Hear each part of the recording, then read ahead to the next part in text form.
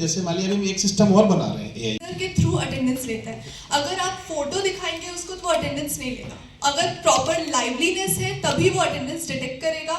3D objects 3D liveliness detect करके ही पूरा attendance लेगा। अगर क्लास से भी कोई भागना चाह रहा है या बीच में क्लास से कोई निकल गया तो वो भी मार्क करेगा कि इतने देर के लिए ये बच्चा बाहर रहा है, इतने देर तक इसने क्लास अटेंड किया है, और ये पूरी इंफॉर्मेशन वो टीचर को देगा। ज़्यादा बड़ी है तो टीचर्स को मैनुअली अटेंडेंस लेने में बहुत टाइम लगता था, तो एक स्मार्ट अटेंडेंस सिस्टम की नीड तो फील हो रही थी। उसके बाद फिजिक्स क्लास में धीरेन्द्र सर ही हमारी फिजिक्स की क्लास ले रहे थे जिसमें वो लेज़र और फाइबर ऑप्टिक्स पढ़ा रहे थे, तो वहीं से आइडिया आया कि क्यों ना लेज़र को यूज़ किया जाए अटेंडेंस लेने में। उसके बाद मैंने और मेरे दोस्तों ने और इसके बारे में रिसर्च किया, एग्जिस्टिंग टेक्नोलॉजी पे और एनालाइज किया एंड सर के अंडर में पेटेंट ग्रांट करवाया। ये डाटा फीड करके रखते हैं जो कि हम मशीन लर्निंग के थ्रू करते हैं। मशीन लर्निंग में क्या होता है कि आपके पास पहले ही कोई स्टूडेंट है, उसका फेस कैसे दिखता है, जैसे अगर आप देखें हम सबका आँख, नाक, ये सब में अलग डेप्थनेस है, तो अगर ये सब चीज़ें अगर हम पहले से ही एआई को फीड कर देंगे तो जब कोई बच्चा एंटर कर रहा है वो उस बच्चे का पूरा डेप्थनेस चेक करेगा, फेस नाइस ये सब का रिकॉग्निशन लेगा और एग्जिस्टिंग डाटा से मैच करेगा एंड उससे मैच करके वो डिटेक्ट करेगा कि हाँ ये वही बच्चा है कि नहीं। अगर फॉल्स है तो अटेंडेंस नहीं लगाएगा, अगर वो पूरा 100% या 99% मैच करता है तभी वो अटेंडेंस लगाएगा।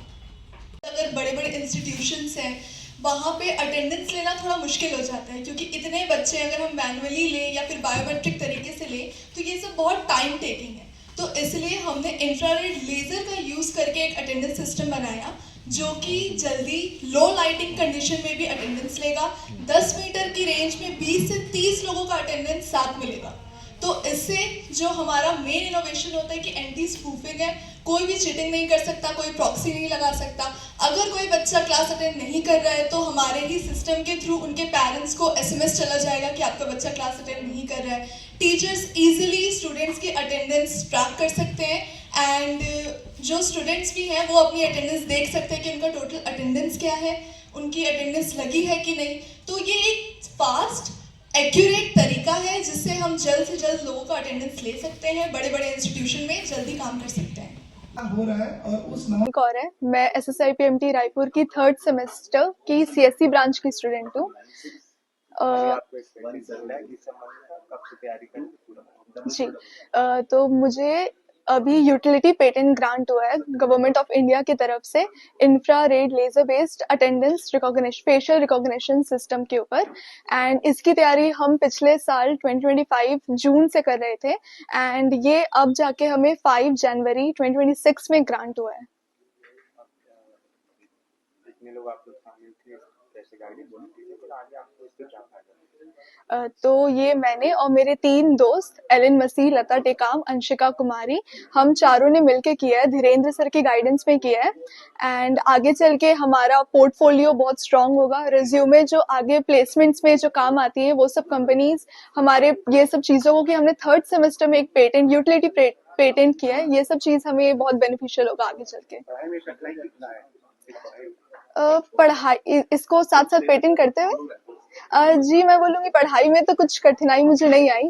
ये सब जो चीज़ें हैं ये हमें साथ साथ अपने एकेडमिक के साथ मेंटेन रखना होता है, तभी चल के आगे हम, क्योंकि कंपनी सिर्फ हमारा एकेडमिक नहीं देखती है, कंपनी हमारे सॉफ्ट स्किल्स कैसे हैं, लीडरशिप, कम्युनिकेशन स्किल्स, ये सब कैसे है, ये सब भी देखती है। तो ये सब साथ साथ मेंटेन करना भी जरूरी है। और एकेडमिक्स में बोला जाए तो मेरा अच्छा ही रहा है, स्कूल से ही अच्छा ही रही हूँ मैं एकेडमिक में।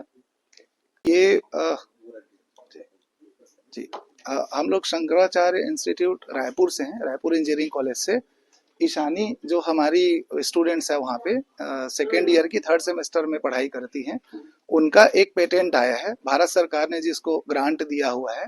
वो अटेंडेंस सिस्टम में किसी बच्चों का अटेंडेंस लेने के लिए इंफ्रारेड लेजर बेस्ड एक फेस रिकॉग्निशन सिस्टम है, जिसके थ्रू कोई भी बच्चा अगर क्लास में है तो उनका अटेंडेंस वो जैसे ही क्लास में एंटर करेगा, वो डिवाइस को हम क्लास में एक दरवाजे के ऊपर उसको इंस्टॉल करते हैं और जैसे ही बच्चा एंटर करेगा क्लास में तो उनका फेस को रिकॉग्नाइज करके बता देगा कि वो बच्चा क्लास में है, और उनका मैसेज पेरेंट्स को भी चला जाता है और सारे टीचर्स को भी चले जाते हैं।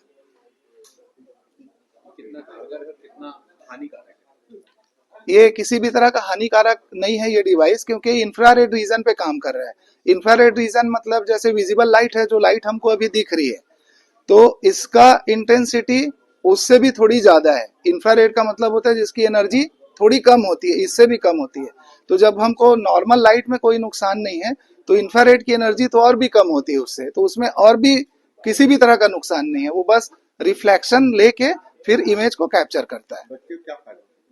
बच्चे को ये सर हमारे हमको जितनी जानकारी है उसमें छत्तीसगढ़ में सबसे कम उम्र की बच्ची होगी ये, जिनको एक नेशनल लेवल पे पेटेंट मिला हुआ है। तो बच्ची को सबसे बड़ा तो फायदा ये होने वाला है कि हमारा इंजीनियरिंग कॉलेज में प्लेसमेंट आता है, जिसमें 44 लाख 45 लाख के पैकेज पे कंपनीज आती है।